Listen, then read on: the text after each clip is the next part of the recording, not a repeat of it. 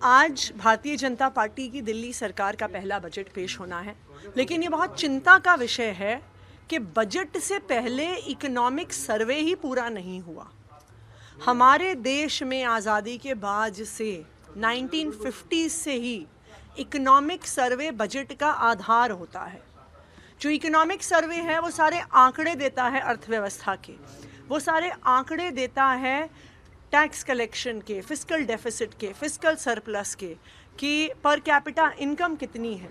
तो जो एक इकोनॉमिक एनालिसिस और इकोनॉमिक डेटा होता है जो बजट का आधार बनता है, वो इकोनॉमिक सर्वे से आता है।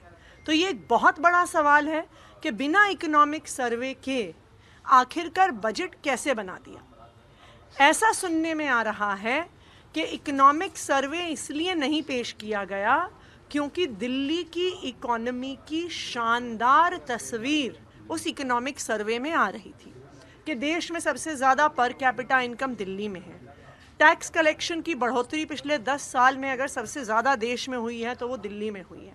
अगर देश की इकलौती फिस्कल सरप्लस में चलने वाली सरकार है वो दिल्ली की सरकार है, क्योंकि आम आदमी पार्टी की अरविंद केजरीवाल जी की 10 साल की सरकार से दिल्ली की अर्थव्यवस्था में बहुत शानदार ग्रोथ हुआ है, बहुत शानदार विकास हुआ है।